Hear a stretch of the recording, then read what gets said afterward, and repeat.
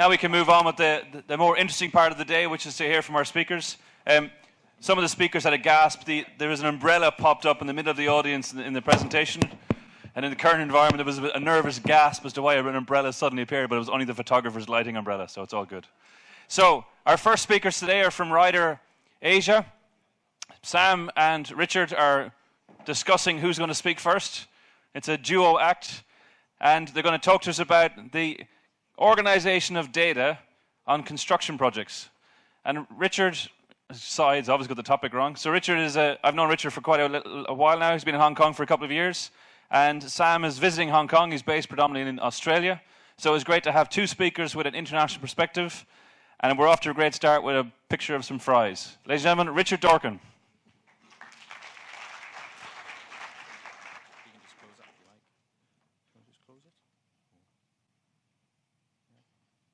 Thanks. Thank you, Ron, for your kind introduction. Good morning, ladies and gentlemen. It's absolutely fantastic to see so many people in the room, actually. It really fills me with confidence that BIM is on its way in Hong Kong. My name is Richard Dorkin, and I'm joined by Sam, who's at the front row at the minute, who's going to talk later on, and Craig, who's driving the technology over there, who's our BIM technologist in terms of architectural technologist and the time-served user of BIM tools. So he's the person who can actually do the stuff we're going to be talking about. We're here today to demonstrate where we are on our BIM journey. As an architectural practice, we were early in recognizing the potential of BIM technologies and adopted the tools as far back as 2003, with BIM workflow applied from 2006 across all projects under a mandate by the directors of the company. So it was a very brave move at the time. Our presentation today is designed to demonstrate the required inputs and desired outputs that we recognize are being asked for by clients, and in turn benefiting our architectural design practice and our role as a lead consultant. We defined our working title from unmanaged 3D to a data-rich design and construction BIM environment to simply BIM-enabled architecture and project delivery. At Ryder, we work in an international arena where some governments have mandated the use of BIM. This means that we have had to embed data in the projects we deliver. Our presentation today looks at how we have been working and how we are responding to a mandated environment. Quite simply, BIM is not about three-dimensional modeling. It is about a holistic approach and application of traditional and software tools through human interaction to achieve excellence within a project environment. Fundamentally, it requires a cultural and behavioral shift and the reskilling and education of people to achieve it. BIM is holistic in its use at Ryder, and it's just how we work. We've experienced the evolution from drawing boards to CAD-produced 2D drawings through to 3D modeling over the past 20 years, and through this time we've developed a workflow and understanding of the sequencing of events to optimize and manage BIM. We recognize the importance of continued learning. Our focus today is on 7 aspects that we've experienced and are experiencing as the move towards a full BIM workflow continues in the UK and develops in Hong Kong. These 7 aspects are efficiency, intelligent performance, collaboration culture, engagement, data, BIM for FM, and environmental performance, all very fundamentally important to a project. We see these as some of the key aspects of working within a BIM-enabled environment. I will briefly cover these to set the scene, and then we will show you some projects to demonstrate some of the aspects, and that's going to be the brave part. Efficiency. The efficiency of any project is a result of forward planning and the establishment of clear, targeted outcomes. The level of attention required to defining the client's requirements and developing the BIM execution plan aligned to the project brief are critical to the project quality and success. Begin with the end in mind. We prepare a BIM execution plan to provide the team with a shared understanding of the workflows and tools required to manage an effective BIM process and achieve efficiency and quality gains throughout the project. We discuss and agree the project outcomes with the stakeholders at the beginning of the process to ensure that the BIM outputs were achievable, such as cost modeling from 5D data, timely reporting of project data in respect of schedules of accommodation, and project information in respect of room data.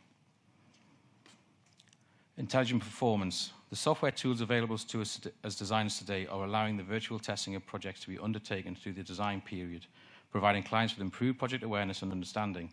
This derives informed decision-making, allowing the design programs to be achieved more efficiently and intelligently. For example, 3D modeling to demonstrate internal spaces, furniture layouts, increased project awareness, coordination of design disciplines, photorealistic images, and daylight analysis are just some of the real benefits. In our world, where building performance and environmental sustainability criteria can be crucial in driving design decisions, these tools are available to us, assist us in the virtual design development and testing. Collaboration culture, I think this is a key point. The process of working with BIM tools and within a BIM-enabled environment has pushed us to work more collaboratively. through the sharing of design development data earlier in the process to ensure a coordinated solution is delivered. We have seen benefits of designing out risk at early stages, which in turn reduces risk during the construction phase, related to buildability and timely informed decision-making. An example of this was at Manchester City Library, where we commissioned a point cloud survey from which the detailed design was developed. The level of precision survey delivered clearer understanding of the complex existing structure and fabric. The earlier declaration of design concept and intent enables the early commentary from the respective design consultants and supply chain through engagement. BIM means you have to learn not to be shy about sharing your data with the project team. The tools provide a platform which enables engagement from suppliers to end users. This level of engagement is providing better informed design solutions which meet and exceed client expectations. We also use the tools available to allow end users to virtually experience a room layout and ergonomics. This enables their comments to inform the positioning of furniture and equipment, thus improving their workspace and meeting international best practice and compliance, in turn reducing design and project risk. At Dumfries and Galloway Hospital, which we recently won through a design and build competition, we use gaming technology and Oculus glasses to allow the clinical staff to view the spaces that we were proposing to enable their direct input into the clinical end user group process during the competition, thus reducing potential future on-site changes and delivering a superior product to the client team. Data. The developing BIM benefits that we are being called more and more to deliver are in the delivery of structured data. This data ranges across all project stakeholders' needs, and therefore its creation, embodiment, and accessibility are all key considerations in the development of the project and in its use. We can take a project schedule of accommodation and place this into our chosen drawing platform or Revit to then enable us to monitor what has been planned in the design and what is yet to be planned. This data can include adjacencies and other specific end-user requirements.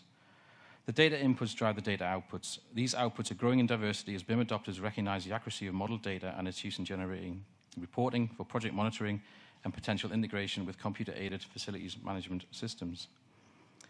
This is the long slide, I'm afraid to say. BIM for FM.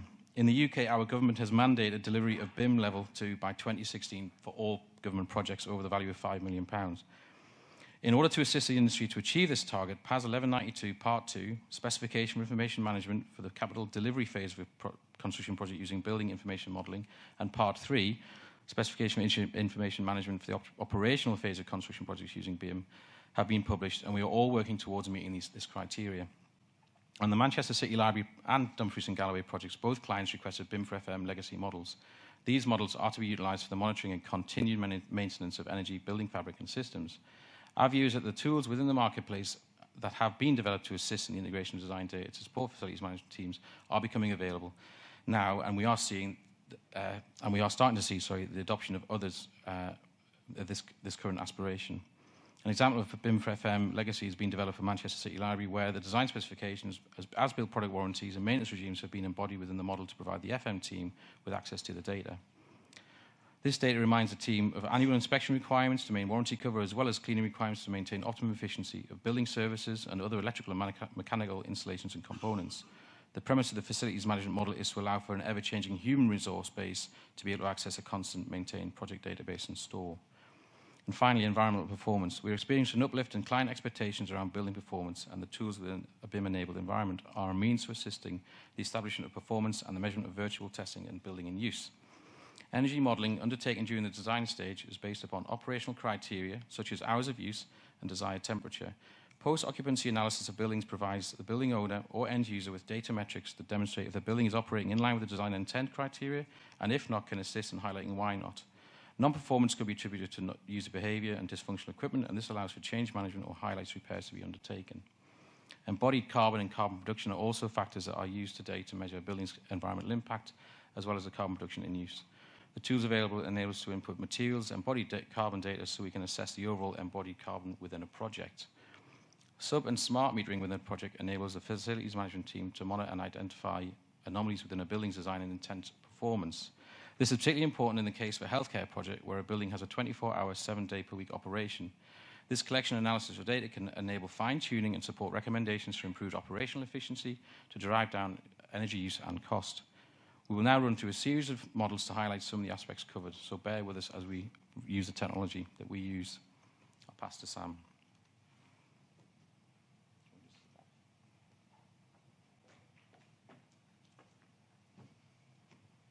Thank you, and good morning. So what we're going to do is actually show you some quick models. We're just going to frame them in the slide so you get a quick idea. Then we're going to actually go live into the model. So the first one that you saw there was an opportunity miss because we're doing level 1+. So we're doing coordination. This model is about code checking and looking at the employer's requirements.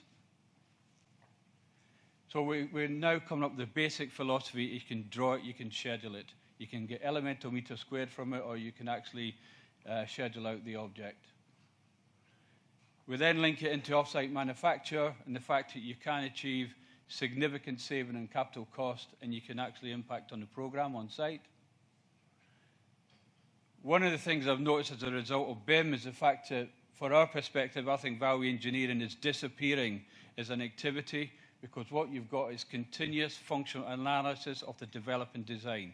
If you look at the design, you look at the cost as you're doing it, you then protect the design that you're doing, and you don't have to change it at the end, which is a very frustrating exercise. And then we're actually now going into the status where, as an architect, we've spent many, many hours and days surveying buildings, and clients come up to us, and we're at the stage now where we're actually in a position where we can actually go, we can take a point cloud scan, and we can actually drop it into a Revit model, and we can attach data.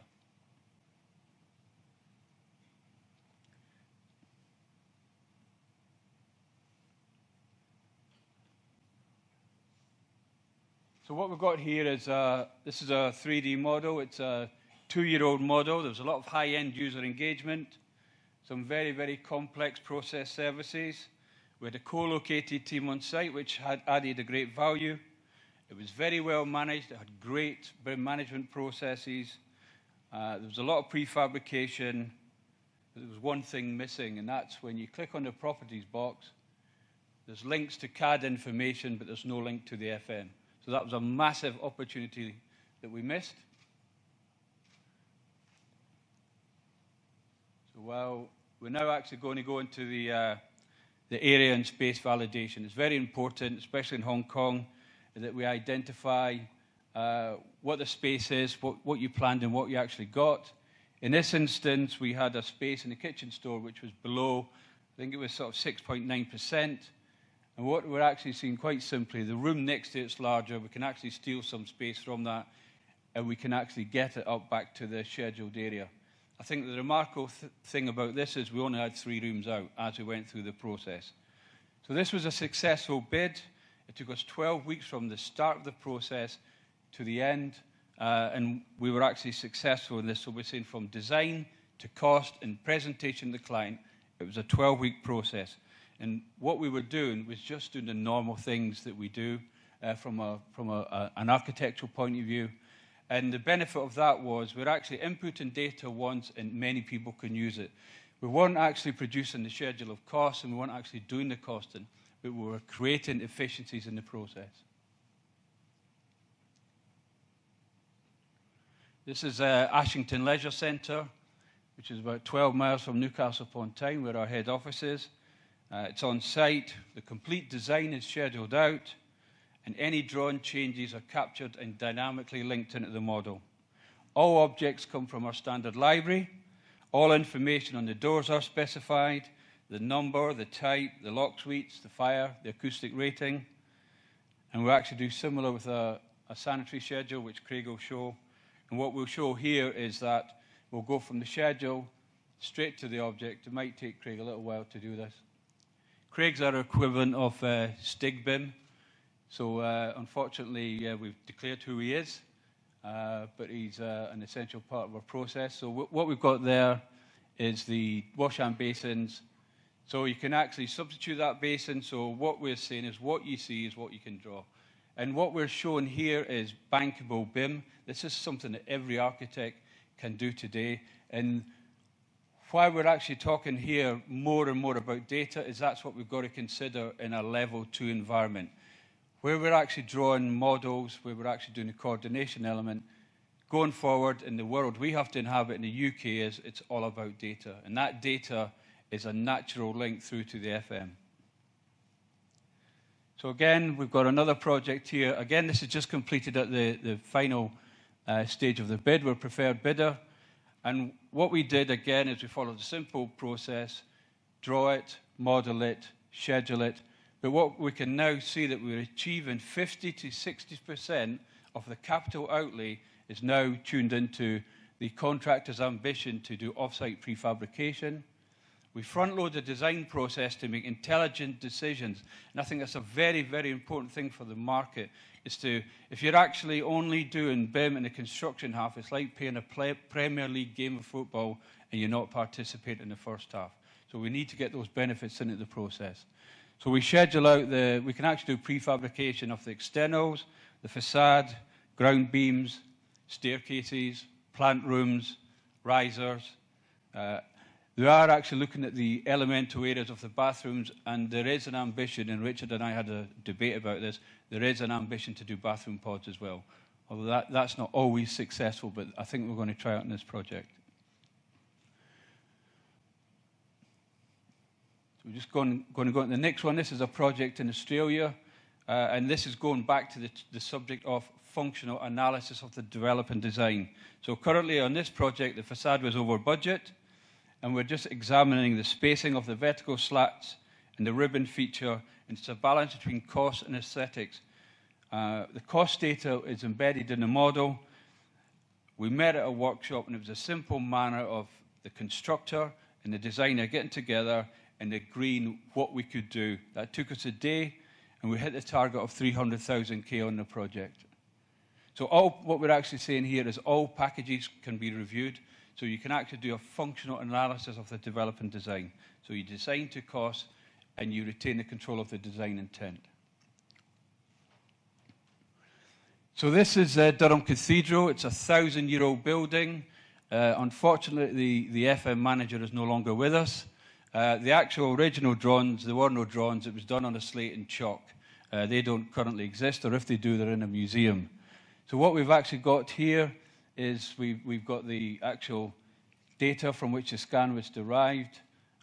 So you actually don't need to go to Durham anymore. You've saved on the flight. It's a beautiful building. And what we're about here is trying to preserve the heritage.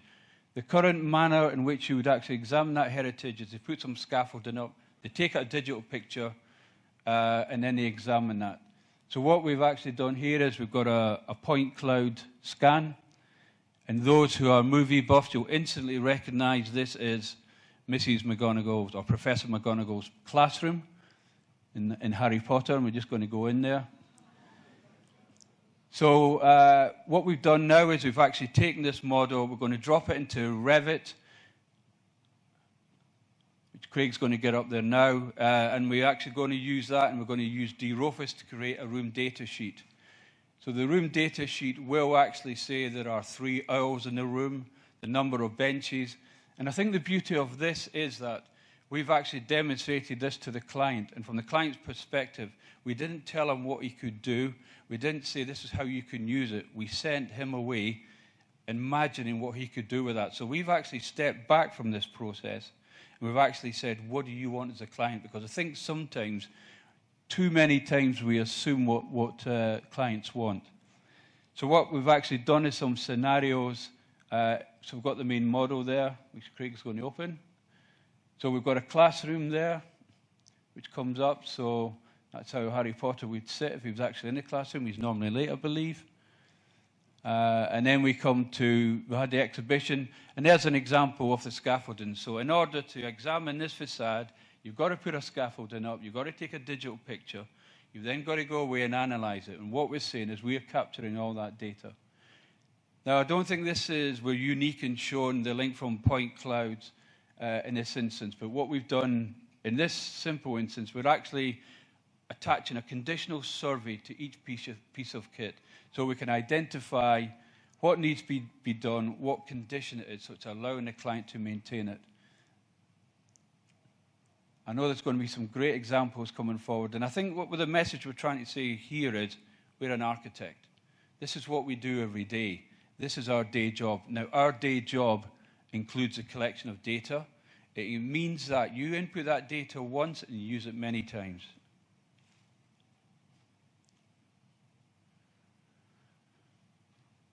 Craig's nearly there. Yeah.